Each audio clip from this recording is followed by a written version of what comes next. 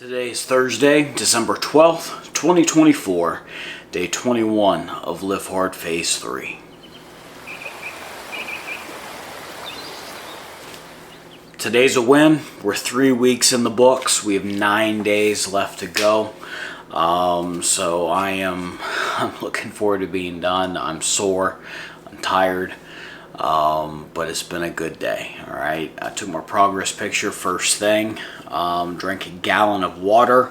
First quart at 10:15, second quart at 1:55, third quart at 4:27, and then I just finished my fourth quart at 9:26. Let's see, did two 45-minute workouts, both of them rucks, both outside. Obviously, I've pulled stuff, and feeling I've tweaked something in my back, and I've pulled this pec muscle, like not bad, but enough to where it feels like you're having a heart attack. So calf is still pulled, upper body's kind of out of whack for now, so I went on 2 rucks today, just to give myself a chance to heal up a little bit. So yeah, first outdoor workout was at 6:20 this morning. Beautiful. I actually am really enjoying the 2 times now that I've gone out super early for my ruck. So I'm going to try to do that again tomorrow, and even moving forward, like past phase 3. Like I like the way my mornings are starting, waking up at 5, getting coffee, reading some stuff, and then strapping on the pack, going out for a ruck. All right, so I'm really enjoying that. Did my second ruck at 10:35 this morning. So yeah, I got it all done by a little bit after 11 o'clock, as far as the workouts and everything. So that left me the rest of the afternoon to get some stuff done on the property and everything. I was raking more leaves, using the leaf blower, using the wheelbarrow, scooping up dirt, just lots of stuff.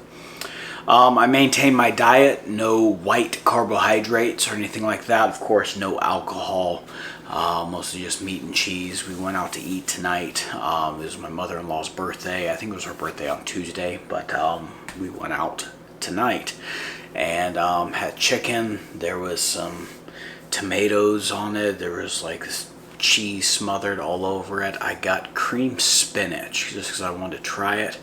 Wasn't my favorite. My wife said she could make it better than what they had there. I would have wanted more cream in it, but I'll get the broccoli next time. And I had water to drink, had a salad, no croutons, nothing like that. They brought bread out. Of course, I did not partake. I am not failing phase 3 over a piece of stupid bread. Not doing that. So maintain my diet, good to go. I read 15 pages, so pages 1 through 15 of the new book, $100 Million Leads. So the whole chapter is just really on the backstory of why generating leads are important, and like his personal story. And so we'll get into more of the content of the book of how I can replicate that stuff in the next chapter. All right. I took a 5-minute cold shower after my second workout. It was actually quite a bit after that. It was shortly before we went to go and eat, because I did some outdoor work and everything also after the second workout. I added 3 items to my power list. Again, the Bible. I read 1 Samuel chapter 10. The Zero G's book. I've only got just a handful of chapters left, like just few pages. And then I spent some time praying, talking to God. Very interesting stuff that's been happening as I'm just, I believe, growing closer to the Lord through this time of making myself read the Bible and pray every single day. I really want to keep this up. All right. This is stuff that I will incorporate long term into my life, and I want to continue doing every day. Because like I said, I get up, I read stuff.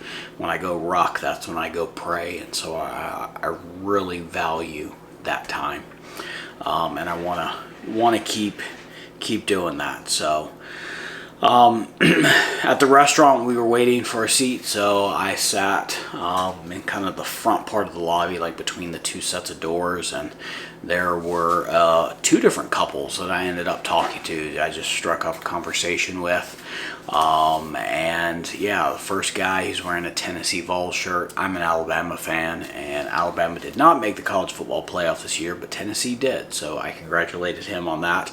And then the other couple, I found out that they go to church right near where I used to live when I first moved to Memphis. All right, I lived in a little duplex on the property owned by the little Baptist school that I taught at, and turns out that before my time teaching there, I taught at that school for 8 years, not at that exact campus. I moved to a couple different places, and then they closed that campus, and we all moved over to the main one and such. But their children went to that Baptist school. It was before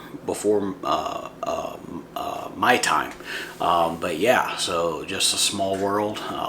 Yeah, met some folks who sent their kid to the school that I eventually taught at. So there you go. And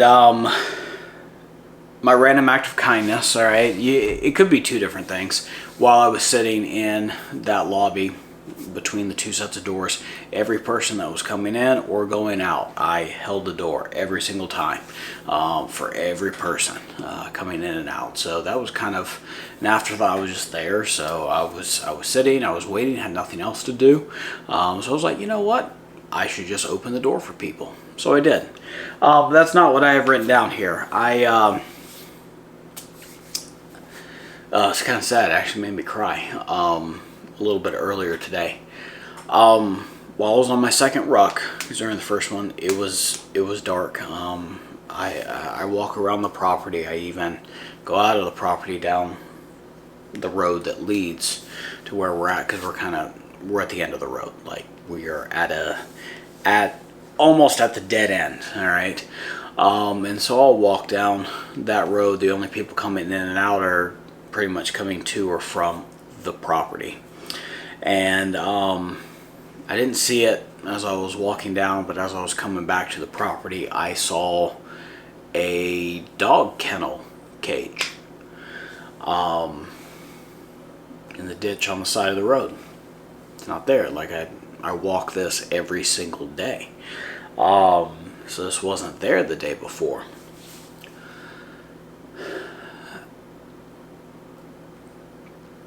There was a dead dog inside. Someone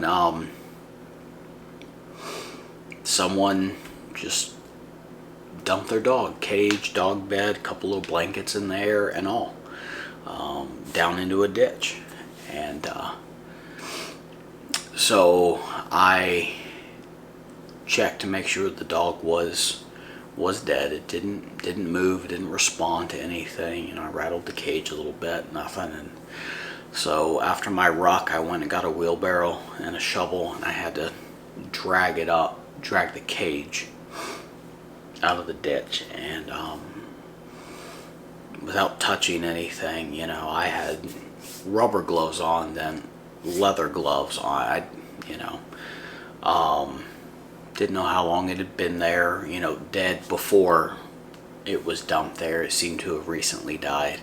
I don't think it was there overnight. There were no injuries, no nothing like that, so I don't know what the cause of death was, but someone just dumped the whole thing. So I was able to, without touching it, remove the dog from the cage and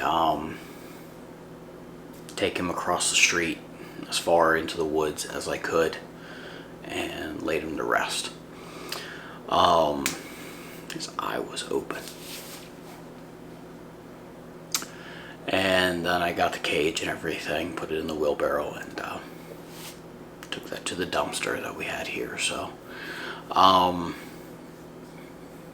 been picking up trash along that road. That's same road that's where the cemetery is, where I'll do work. and stuff, and just trying to keep it all cleaned up. And before this property, you know, even this house that we're in, before it was occupied and starting to be revitalized by our friends, the owners, this place was vacant for 10-15 years maybe, and it was known in the area to be abandoned, and so people just come and dump trash here. And so down this road, not so much on the property anymore, actually in a long time, not on the property, but people will come and just dump trash. So some of the random acts of kindness I did early on was I'd go up and down the road and I found a dining table and chairs and that people just dumped in the ditches, and everything's overgrown. Everything's so lush here. Like, things do not have a problem growing around here, and we're right near the river, so everything's swampy, it's damp, it's wet all the time, lots of vines, so stuff gets overgrown quickly. But as things are dying with the winter and everything coming on, which is not winter yet, but it will be in like next week after next, you can start to see into the brush a little bit more, and you can see all the trash that's been there for a while where people have just dumped things. So I've been cleaning that up, and it really broke my heart to see that dog. It was a good looking dog that was just left there, so that wasn't right, and I tried to make that right. So yeah, that's that's what I did today. That was hard for me. Oh, I forgot to mention, I weighed in at 217.0 pounds. That was at 4:38 p.m. because I did not weigh myself this morning like I normally do, because apparently I was holding on to stuff. So yeah, I don't want to go into too much detail, but after I was able to lighten the load a little bit, if you know what I mean, I weighed myself and it's 217. So I would assume that I weighed less this morning, or would have if I'd have checked my weight at the regular time. So I've been eating a lot of protein lately, so I think that's the issue, which is why my weight has gone up quite a bit. I'm also not running anymore right now. I might try my calf out in a day or two, maybe on Sunday. Try and run. Of course, I'll wear the calf sleeves and everything, and see if my right calf pulls again. Hope not. So yeah, today's a win. No alcohol, no cheating on my diet, no excuses. It's a good day. Like I said, we're 3 weeks down. 9 more days to go. Another page done. Today's a win. Thank you so much for joining me for these daily check-ins. I pray that you're blessed. Bye.